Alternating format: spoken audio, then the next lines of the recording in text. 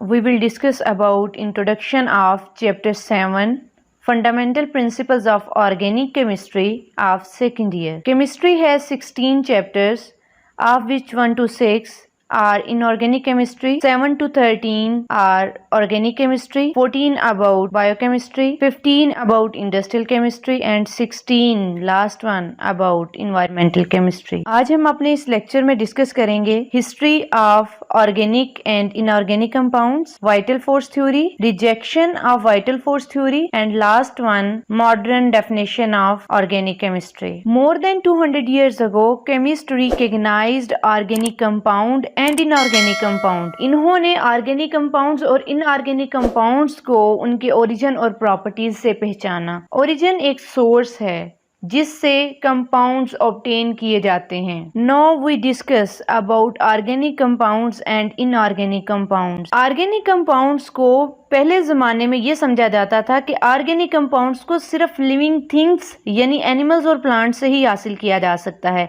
Compounds obtained from living things that is animals and plants were called organic compounds. यहाँ पे मैंने एक term use की वर, यानी ये ऑर्गेनिक कंपाउंड्स की पुरानी डेफिनेशन है. अब हम देखते हैं कि इनऑर्गेनिक कंपाउंड्स की पुराने वक्तों में क्या डेफिनेशन थी या इनऑर्गेनिक कंपाउंड्स के बारे में क्या कॉन्सेप्ट रखा जाता था. Compounds obtained from non-living or mineral sources were called inorganic compounds. यानी inorganic compounds को non-living things से हासिल किया जाता था. जैसे हम एग्जांपल ले लेते हैं inorganic compounds की NaCl, CaCO3, water, carbon dioxide and many more. Vital force theory. ये बहुत ही इंपॉर्टेंट शॉर्ट क्वेश्चन है, पेपर में पूछा जाता है कि वाइटल फोर्स थ्योरी किसने इंट्रोड्यूस करवाई, ये क्या होती है और इसकी रिजेक्शन की क्या वजह बनी और किसने इसे रिजेक्ट किया. जे बर्जेलियस ने वाइटल फोर्स थ्योरी को इंट्रोड्यूस करवाया था.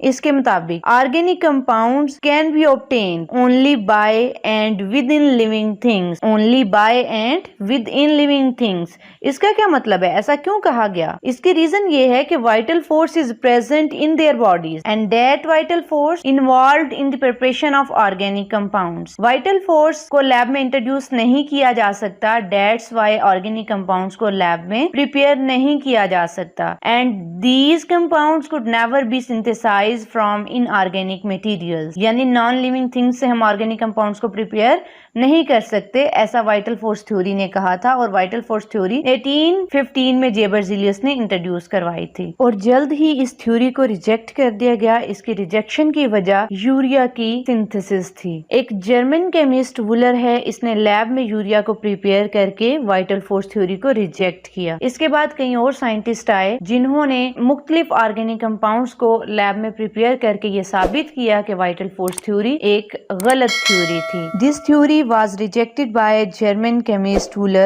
when he obtained urea by heating ammonium cyanate. Ammonium cyanate का फार्मूला है NH4CnO. ये एक इनऑर्गेनिक कंपाउंड है. जब इसे हीट किया गया तो इससे क्या चीज सिंथेसाइज हुई? Urea. Urea is organic compound without the involvement of any kind of vital force. That's why vital force theory rejected. अब हम डिस्कस करने लगे हैं modern definition of organic chemistry. Organic chemistry is that branch of chemistry which deals with the study of compounds of carbon and hydrogen. Carbon and hydrogen को हम hydrocarbons भी कहते हैं and their derivatives. Carbon and hydrogen अगर ये इकट्ठे आ जाएंगे तो उन कंपाउंड्स को हाइड्रोकार्बन्स कहा जाता है और अगर इनके साथ ऑक्सीजन, नाइट्रोजन यानी कार्बन और हाइड्रोजन के अलावा कोई और एलिमेंट आ जाता है तो हम क्या कहते हैं? डेरिवेटिव. ऑर्गेनिक कंपाउंड्स के कुछ एग्जांपल्स को देखते हैं. CH4 यानी methane, C6H12O6 glucose, C6H6 benzene, C2H5OH ethyl alcohol. ये सारी की सारी एग्जांपल्स जो हैं ऑर्गेनिक कंपाउंड्स की हैं, यानी इन्हें हम ऑर्गेनिक केमिस्ट्री में स्टडी करते हैं. कुछ और एग्जांपल्स हैं जो आपके सिलेबस में लिखी हुई हैं, जैसे carbon dioxide, carbon monoxide, carbonates and bicarbonates. ये सारे के सारे इनऑर्गेनिक कंपाउंड्स हैं